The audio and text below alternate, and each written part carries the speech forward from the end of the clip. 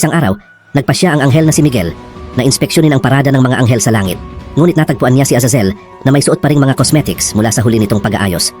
Lubhang nagalit si Miguel kaya iniutos niya sa anghel na si Uel na disiplinahin si Azazel. Matapos ang parusa, nagalit si Azazel kay Miguel at nagsimulang magkimkim ng sama ng loob sa kanyang puso.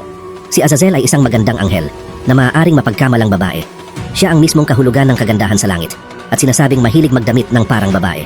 Siya ay malapit na kaibigan ni Lucifer, ang maliwanag at magandang tala ng umaga. Magkasama, sila ay kabilang sa pinakamagagandang anghel sa langit. Habang nasa langit pa, ginamit ni Azazel ang mga kosmetiko upang higit pang pagandahin ang kanyang anyo.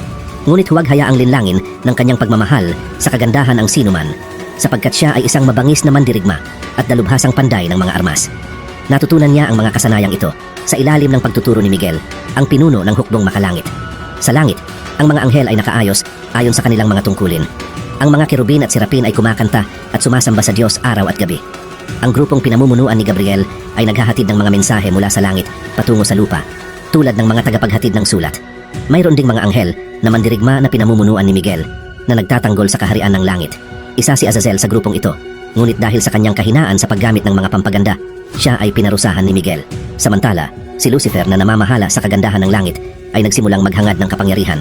Sa araw-araw niyang paglapit sa Diyos, ninais niyang maging Diyos. Inilagay niya ang sarili bilang tagapamahala ng mga seremonya sa langit. Kaya lahat ng anghel ay kailangang dumaan sa kanya bago makalapit sa Diyos. Nagsimula siyang mag-isip ng paraan upang agawin ang trono ng Diyos.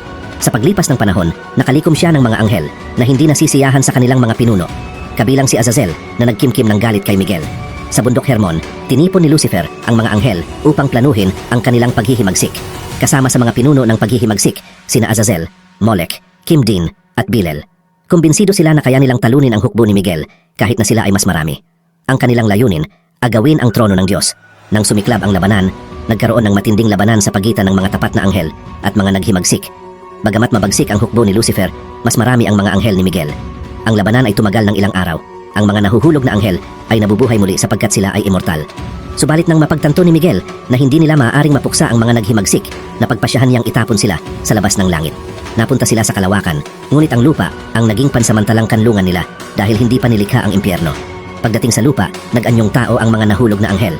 Natuklasan nilang masagana ang mga yaman ng mundo, kaya ginawa nila itong base militar para sa kanilang muling pag-atake sa langit. Napagtanto nilang natalo sila sa digmaan dahil sa kakulangan ng bilang, kaya nagpasya silang palakihin ang kanilang bilang sa pamamagitan ng pakikipag-ugnayan sa mga kababaihan sa lupa.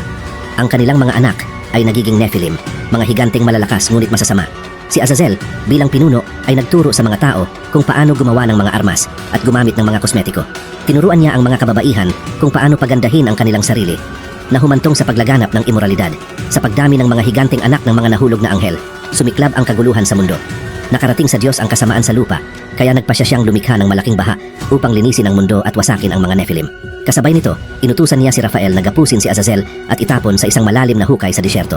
Doon na nagsimula ang pagkakalikha ng impyerno na inilaan para sa mga nahulog na anghel.